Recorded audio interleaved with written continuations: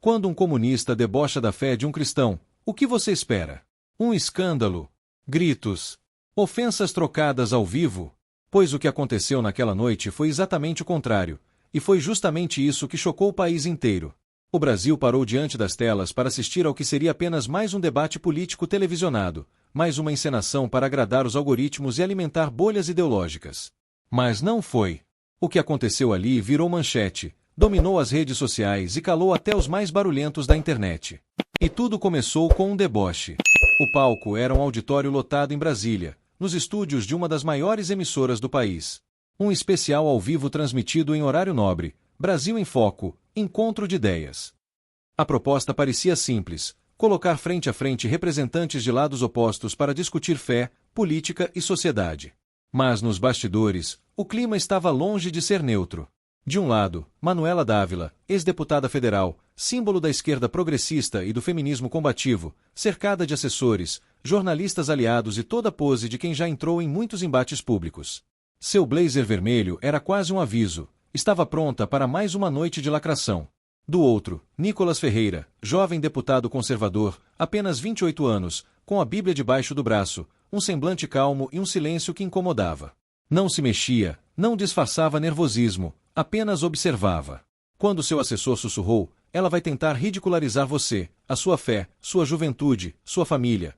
Nicolas respondeu apenas com um leve sorriso e uma frase que, mais tarde, pareceria profética. Se debocharem da fé, responderei com verdade. Se zombarem de mim, responderei com firmeza.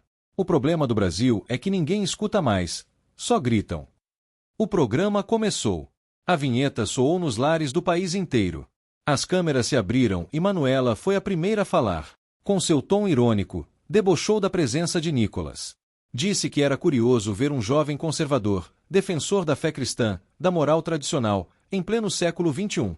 Soltou frases como: talvez ele ainda acredite que a Terra tem 6.000 anos ou que os dinossauros nunca existiram. A plateia riu. Gargalhadas ecoaram. A esquerda se ajeitava confortavelmente na cadeira, achando que já tinha vencido antes mesmo do jogo começar. Mas Nicolas não riu. Não piscou. Não baixou a cabeça. Apenas olhou nos olhos de Manuela e respondeu, com uma serenidade quase desconcertante: a fé de um homem diz muito sobre o tipo de mundo que ele quer construir.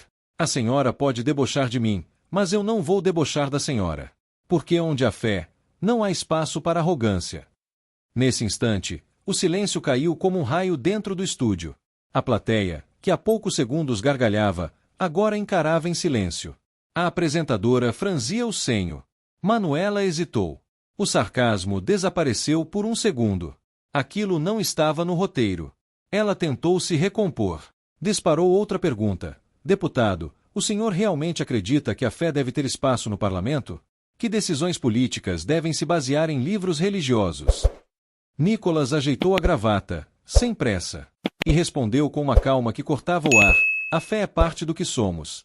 Negar isso, em nome de um Estado laico que virou desculpa para hostilizar a espiritualidade das pessoas, é exatamente o tipo de intolerância que tanto dizem combater. E ali, a virada começou. O que parecia ser uma emboscada ensaiada começou a ruir diante dos olhos de todos. O roteiro não funcionava mais. A plateia não ria. E Manuela já não controlava o ambiente. Os produtores no fundo do estúdio trocavam olhares. Um deles sussurrou. Ele calou ela. Mas ainda era cedo. Manuela não desistiria fácil. Ainda restavam provocações. Ela foi pro ataque pessoal. Deputado, o senhor fala como se estivesse numa pregação de igreja. Mas política é coisa de gente real, com problemas reais. O povo não precisa de sermão, precisa de políticas públicas. Nicolas se inclinou levemente para frente, as mãos sobre o colo, como quem vai explicar algo para alguém que ainda não entendeu. E disse: e quem disse que fé e realidade são opostos? A fé é o que segura milhões de pessoas no Brasil. Gente que foi abandonada pelo sistema, que carrega fardos, que sofre calada. Quando um político zomba da fé, ele não está zombando de mim. Está zombando de mães solteiras que ainda oram pelos filhos. De trabalhadores que só não caíram no desespero porque acreditam que Deus não os abandonou. Naquele momento, a câmera mostrou Manuela em silêncio. Pela primeira vez, não havia resposta. Não havia sarcasmo. Apenas um olhar sério, quase sem rumo. Ela buscava o próximo ataque. Mas não havia mais flechas. Só o impacto de uma fé que não se abalou. O debate já não era mais sobre direita ou esquerda. Era sobre princípios. Sobre a verdade interior de alguém que, ao invés de revidar com ódio, revidou com convicção. E você que está assistindo até aqui, talvez perceba o que essa cena revela por trás das palavras. Revela que hoje, no Brasil, quem tem fé é tratado como ultrapassado. Mas talvez, o que está ultrapassado seja o deboche. E o que está renascendo, ainda que silenciosamente, é a coragem de não se envergonhar daquilo que sustenta de pé milhões de brasileiros. Agora me diga, se você estivesse naquele palco, teria coragem de defender sua fé como Nicolas fez? Você já foi alvo de deboche por crer em Deus? Comenta aqui embaixo com a hashtag Fé Sem Vergonha, eu quero ler a sua história. E compartilhe esse vídeo com alguém que também precisa ouvir essa verdade. Porque mais gente precisa entender que fé não é fraqueza. Fé é raiz. E quem tem raiz, não se curva a qualquer vento.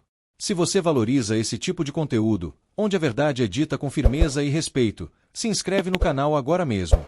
Toda semana a gente vai estar aqui, juntos, mostrando o que a grande mídia finge não ver. E você faz parte disso.